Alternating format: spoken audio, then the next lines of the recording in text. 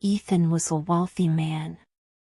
He had a big house, expensive cars, and a successful business. People respected him. They wanted to be like him. Every morning, he woke up in his big bed and looked out at the city from the high window of his apartment. "I worked hard for this," he told himself. "I built it all with my own hands." One day, disaster struck. His company ran into trouble. An ill-intentioned partner made bad investments, unpayable debt, and legal troubles destroyed his business. In just a few months, he lost everything. His house, his cars, his money, it was all gone. His friends disappeared. His employees found new jobs. He was alone. Ethan moved into a small, old apartment. The walls were cracked, the floor was cold, and the room was empty. He sat on the bed and held his head. "I have nothing left," he whispered. "I am nobody." The days passed, but his sadness did not. He walked around the city, looking at the places he used to own. The restaurants where he ate, the stores where he shopped. He felt invisible. No one cared about him anymore. "Without money, I'm nothing," he thought. One evening, Ethan walked to the park. He sat on a bench, staring at the ground. An old monk walked by and stopped. The monk was dressed simply and had a calm smile. He sat down next to Ethan and looked at him. "You look worried, my friend. What's on your mind?" Ethan sighed. "I've lost everything. I was a rich man.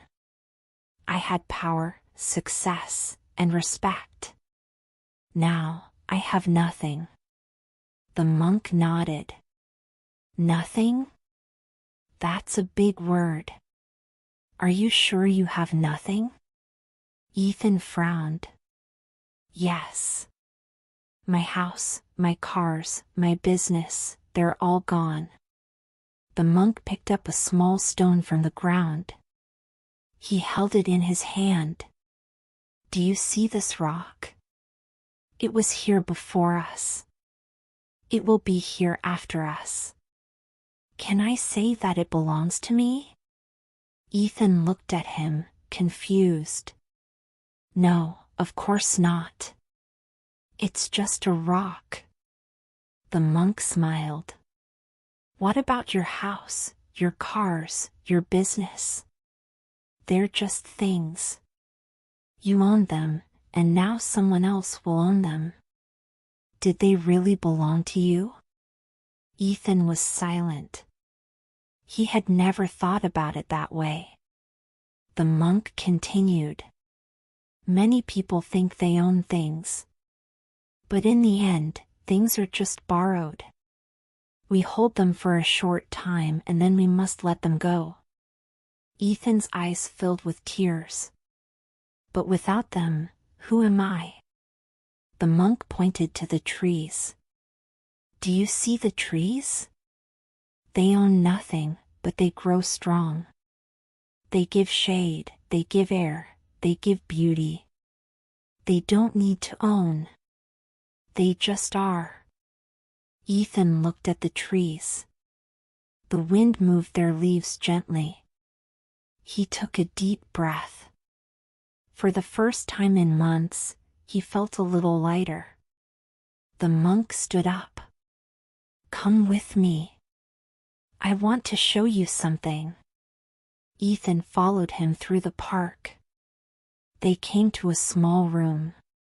Inside, people sat in a circle, drinking tea and talking.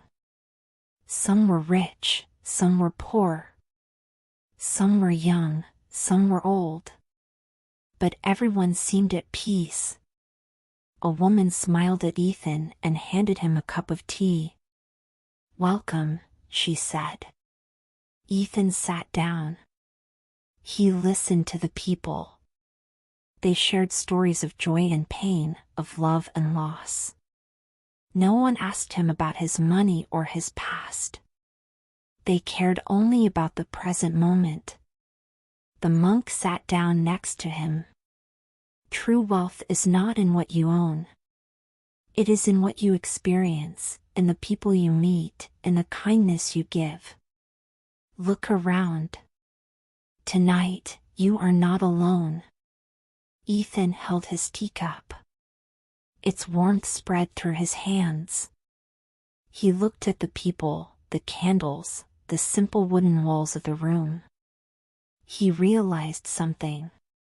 He had lost his money, but he had not lost himself. That night, he went home with a different heart. He no longer counted what he had lost. He counted what he still had. From that day on, Ethan changed. He found work, not as a businessman, but as a teacher.